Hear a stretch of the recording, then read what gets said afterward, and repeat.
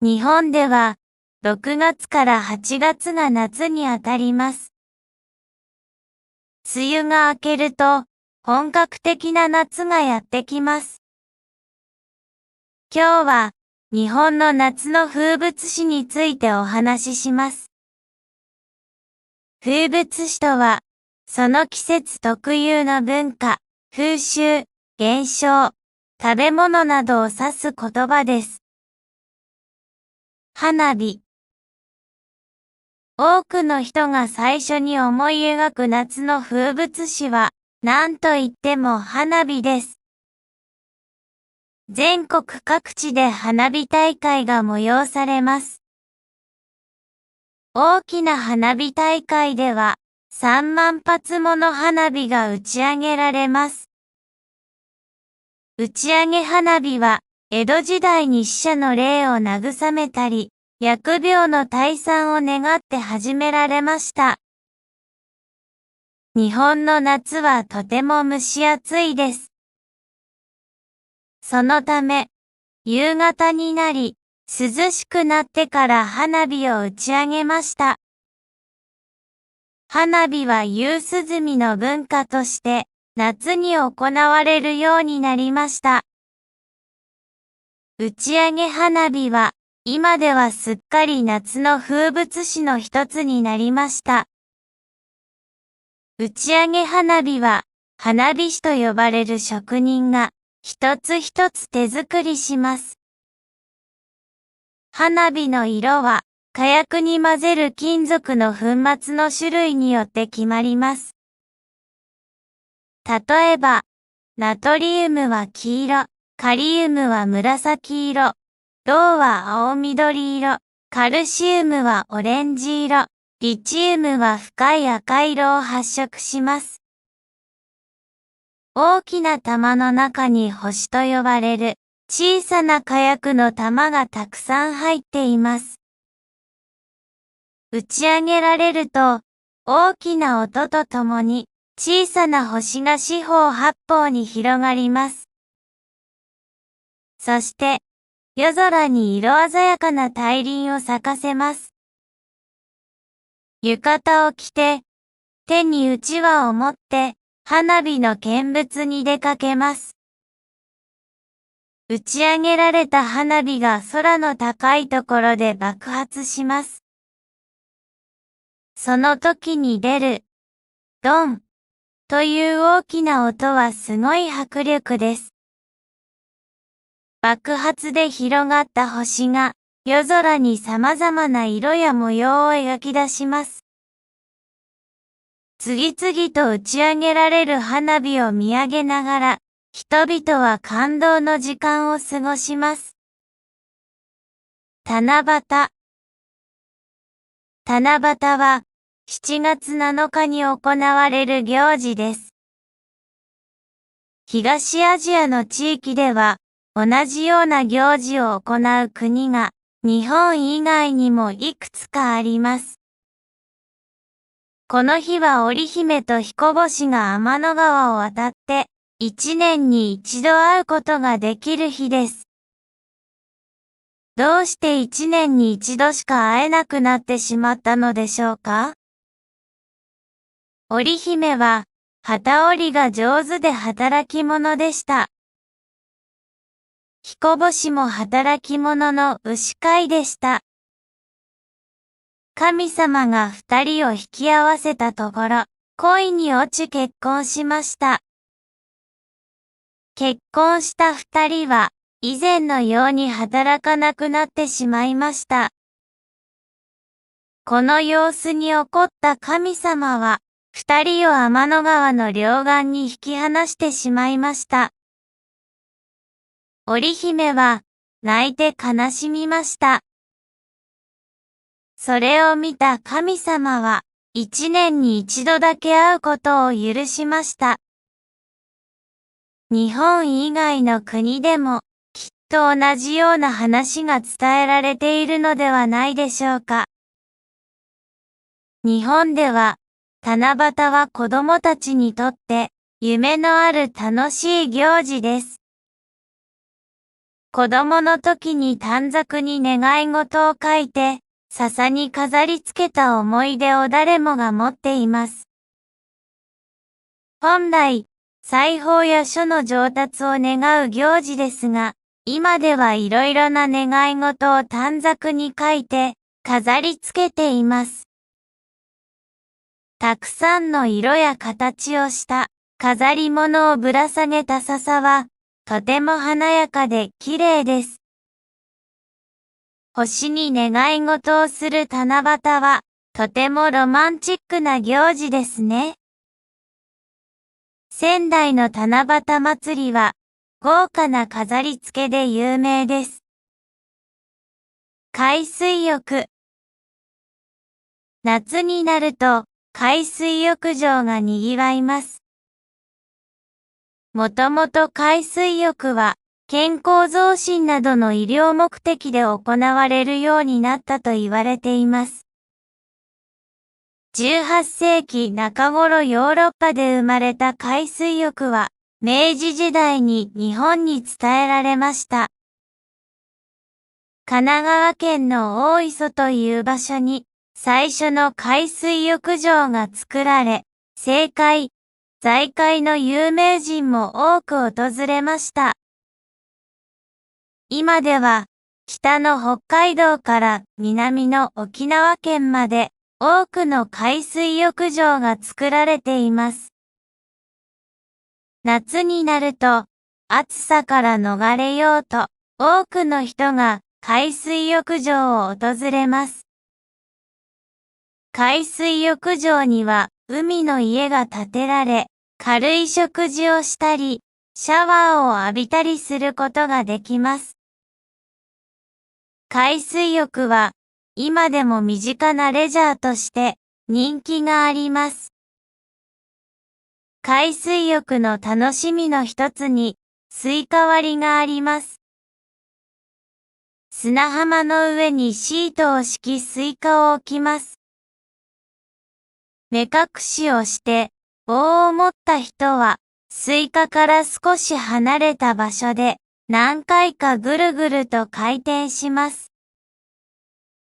そうすると、どの方向にスイカがあったのかがわからなくなってしまいます。周りの人の言う通りに歩いて、ここだと思った場所で棒を振り下ろします。大抵の人は棒をスイカに当てることはできません。スイカが割れるまで順番に挑戦します。スイカが割れるとみんなで分け合ってスイカをいただきます。単純な遊びですが、大変盛り上がります。盆と夏祭り。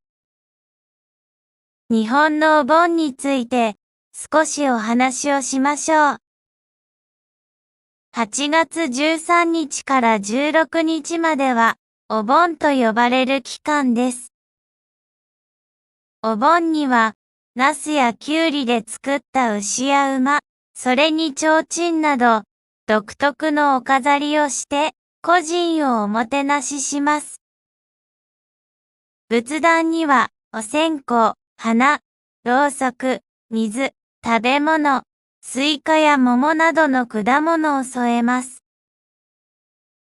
13日の夕方、家の玄関先で迎え火を焚きます。これは、ご先祖の霊が迷わず、自宅に帰ってくるための目印です。14日、または15日には、お寺の住職に来てもらい、度胸をしてもらいます。16日は、玄関先で送り火を焚きます。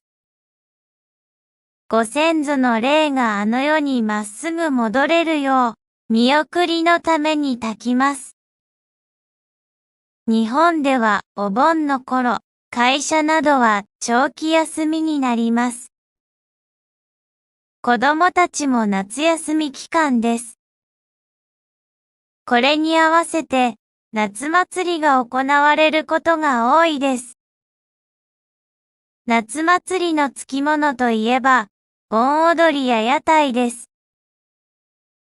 盆踊りは、もともとお盆の時期に先祖を供養するために行われた踊りと言われています。今では、その意味も薄れ、夏の大きなイベントの一つになっています。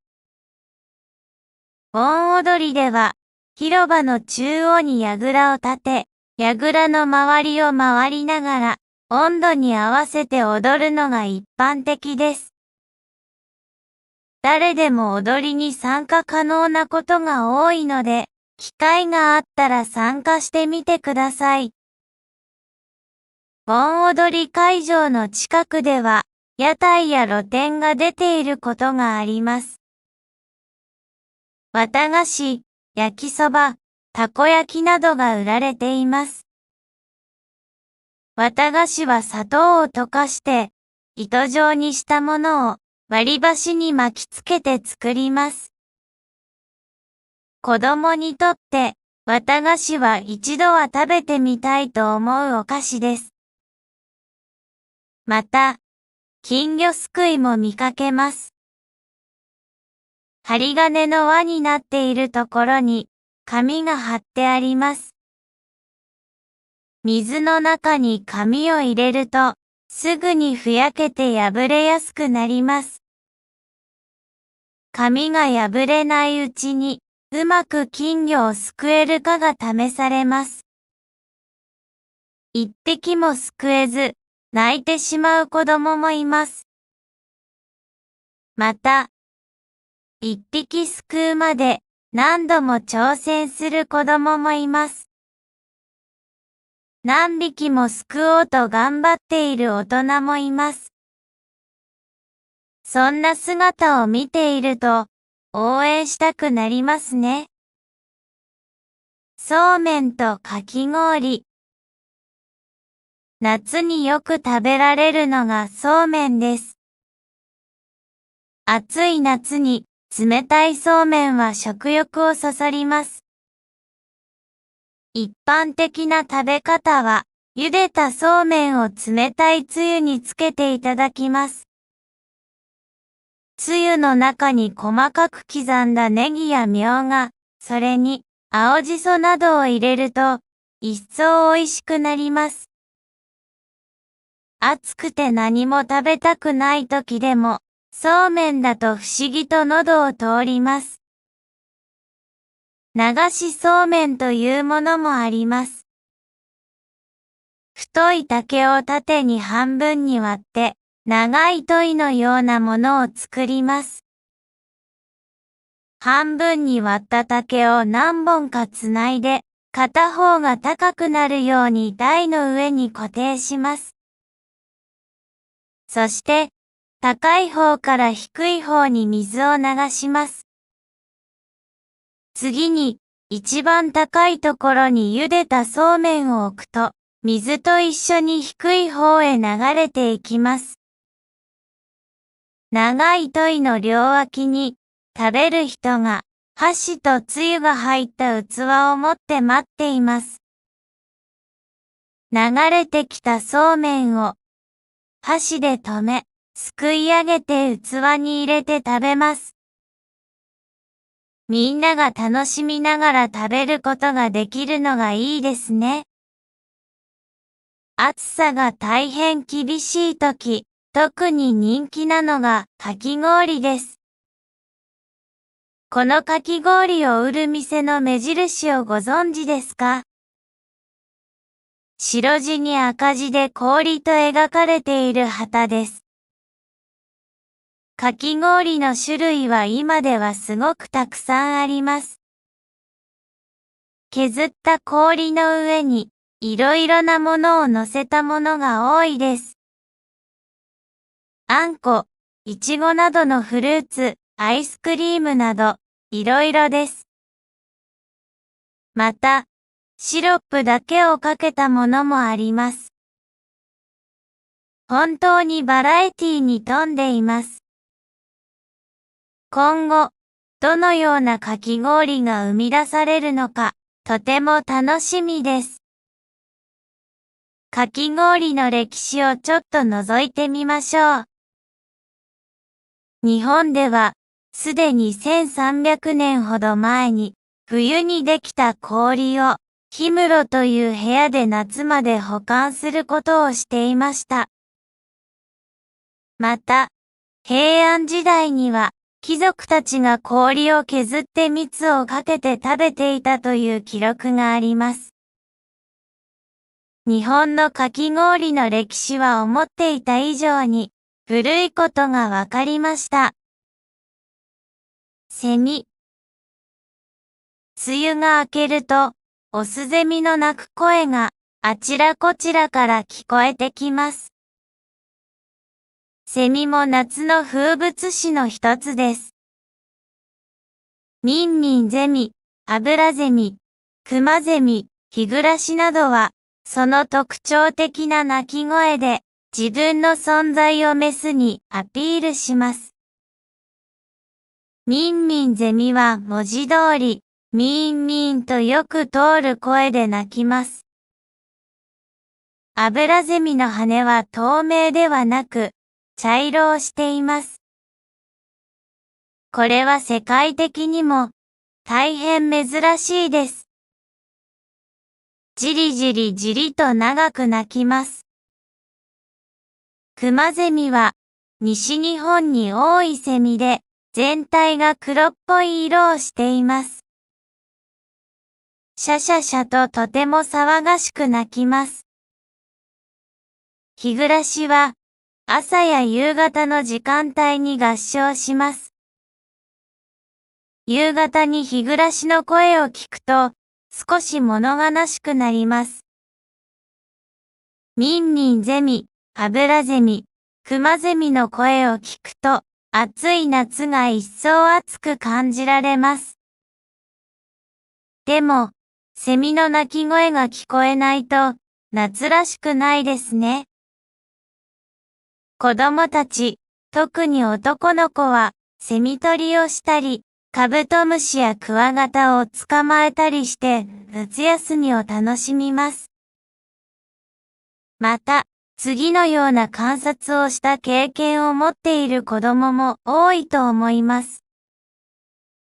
夕方、羽化するために、地面の穴から出てきたセミの幼虫を家に持ち帰り、カーテンに止まらせます。しばらくすると、幼虫の殻の背中が割れて、中から成虫が出てきます。殻から抜け出した直後は、羽は小さくて縮んでいます。時間をかけてゆっくり羽を伸ばしていきます。最初は白っぽい体だったのが、時間が経つとともに色がついていきます。この体が変化していく様子をじっと観察するのは、とても面白くて、大変感動的です。朝顔、ひまわり。小学校で朝顔の成長を観察して記録するということを行います。夏休みになると、家に植木鉢を持ち帰り、引き続き成長の様子を観察します。そのため、日本では多くの人が朝顔を育てた経験があります。朝顔は、とても親しみを感じる植物です。つるが上に上にと伸びていき、花を次々と咲かせます。とてもすがすがしさを感じさせてくれる花です。花の色も青色、薄赤色、白色など多彩です。また、花が咲き終わると黒色の種が何粒か取れます。その種を来年まで大事に取っておいて、また朝顔を育てるのがとても楽しみです。夏の太陽に似合っているのがひまわりの花です。茶色の大きな円の周りに黄色の花びらをつけたひまわりの花は、誰もが知っている花です。まるで太陽のような形をしていると思いませんか？このひまわりですが、花はいつも太陽がある方向を向いているのです。つまり、太陽の動きを追いかけて、花も動くのです。太陽がよっぽど好きなんですね。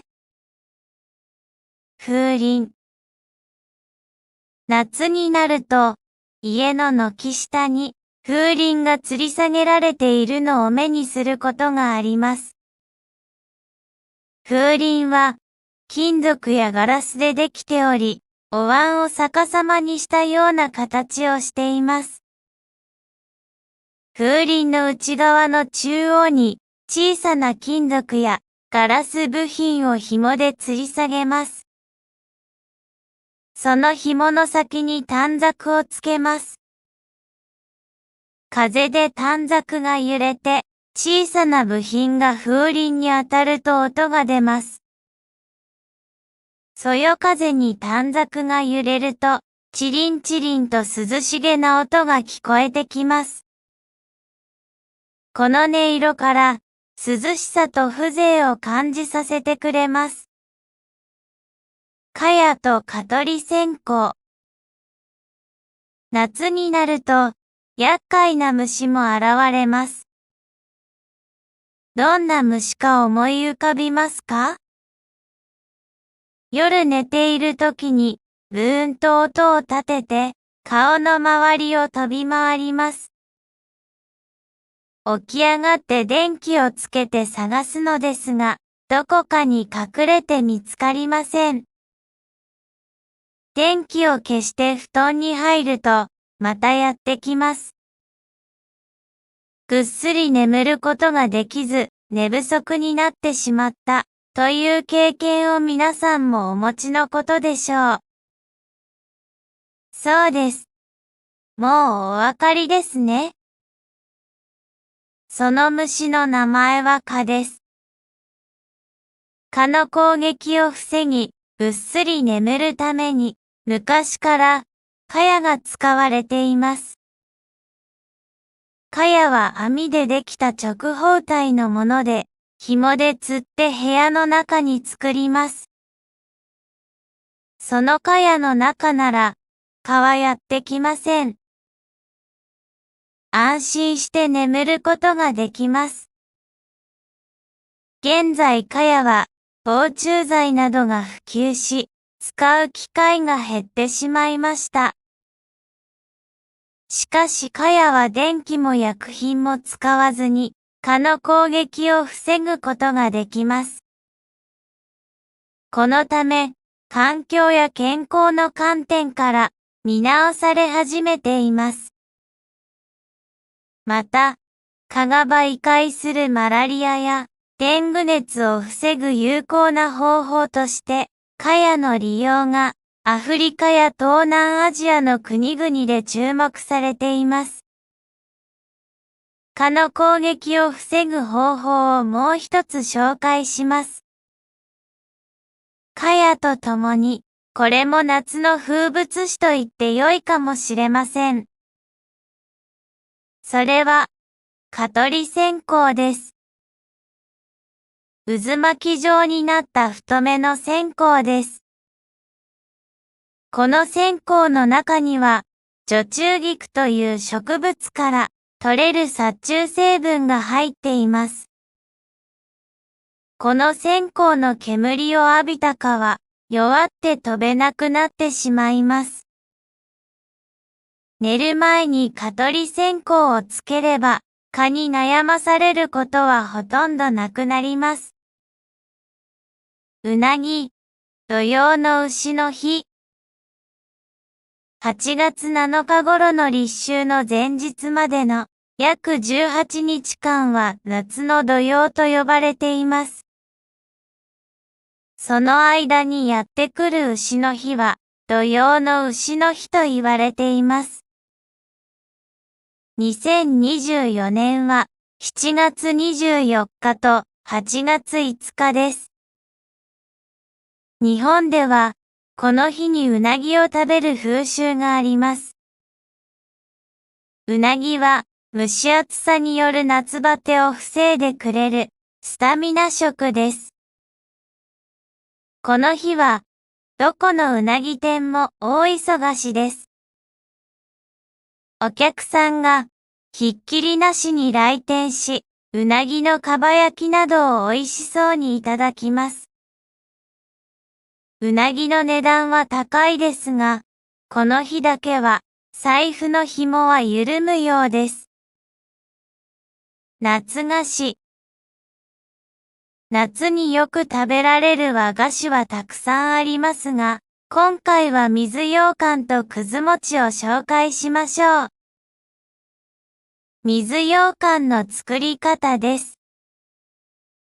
水の中に寒天の粉末を入れて、火にかけて温めます。沸騰したら、こしあんと砂糖を加えよくかき混ぜます。塩を少し入れて味を整えます。型に流し込み、冷やします。食べるときに冷蔵庫から取り出し、適当な大きさに切っていただきます。つるんとしていて、喉越しが心地よいです。次は、くず餅です。水の中にくず粉と砂糖を入れて、加熱しながらよくかき混ぜます。加熱が済んだら、型に流し込み冷やします。固まったら、口に入る大きさに切って、きな粉をかけていただきます。見た目が半透明で、涼しさが感じられます。水羊羹とくず餅、どちらも見た目が涼しく感じられ、暑い夏にはぴったりの和菓子です。この2つ以外にも、夏の和菓子はたくさんあります。日本人は味だけでなく、見た目も大切にして、それぞれの季節に合った和菓子を作り出してきました。春、夏、秋、冬、それぞれの季節を感じさせてくれる和菓子をぜひいただきたいものです。暑中見舞い。残暑見舞い。7月6日頃の小暑を迎えると、暑さが一層増してきます。小暑から8月7日頃の立秋までの間に、暑中見舞いのハガキを送ります。ハガキには、夏らしい絵柄が描かれたハガキを使うことが多いです。短い文で、いたわりの気持ちを伝えたり、自分の近況を知らせたりします。何かを相手に伝える場合、最近では、ほとんどの人がスマホやパソコンを使います。しかし、手書きされた暑中見舞いのハガキをいただくと、気持ちがとても温かくなります。ここで、夏の風物詩ではありませんが、日本人が蒸し暑い夏を少しでも快適に過ごそうと工夫してきたことをお話しします。家の中を涼しくする工夫。昔からの日本家屋は、夏の蒸し暑さを和らげる対策が施されています。太陽の日差しや熱を防ぐための工夫が見られます。南の庭に接する縁側には長い日差しがあり、直射日光が部屋に入り込むのを防いでくれます。また、風通しを良くするための作りがあります。縁側の内側にあるガラス戸を開ければ、部屋に風が入りやすくなります。また、襖を全部開ければ、いくつかの小さな部屋が一つの大きな部屋になります。そのため、風の通りがとても良くなります。窓のすぐ内側にある障子は、部屋に差し込む太陽の光を和らげるので、温度の上昇が抑えられます。雨の多い日本では、地面からの湿気を防ぐため、床が高くなっています。玄関と部屋の床に段差があるのは、このためです。また、床下には通気口が設けられています。かやぶき屋根も太陽の熱を遮断してくれます。また、かやは通気性にも優れています。日本家屋は、夏の蒸し暑さを和らげる工夫が随所に見られます。ただ、風が通りやすい日本家屋は冬になると、とても寒いという欠点があります。6月になると、障子や襖を夏物に取り替えます。すだれを使った障子や襖にします。すだれが太陽の強い光を遮ってくれるため、室内は涼しく保たれます。また、すだれの隙間から風が入ってきて、部屋を吹き抜けていきます。軒下に吊り下げられた風鈴の音が合わされば、一層涼しさを感じさせてくれます。このすだれを使った障子や襖も、夏の蒸し暑さとうまく付き合う知恵です。また、日本ならではの風情を感じさせてくれるものです。しかし、残念ながらこのような建具は、現代の家では見ることができません。京都などのごく一部の家屋に残されているのみとなりました。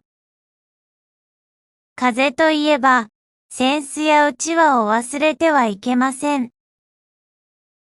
扇子は折りたためるもので、うちわは折りたためません。うちわは、竹を途中から何本かに裂いて、糸で結んで形を整えます。裂いた竹の両面に和紙を貼り付けて完成させます。和紙に涼しそうな絵を描くことが多いです。扇子は、何本もの細長い竹や木でできた骨を束ねて、端の一点で固定します。使わないときは折りたたみ、使用するときに開きます。折りたたむとコンパクトになるので、収納に便利です。竹や木に貼った和紙には、扇子の使い道によっていろいろな絵を描きます。扇子は舞踊や能舞台にも使われます。扇風機やエアコンが普及した現代でも、うちわや扇子がある家庭はまだまだ多いです。扇風機に比べると弱い風しか作れません。しかし、そよそよした風がなんとも心地よいのです。それに、自分のペースで風を作れるのが良いところです。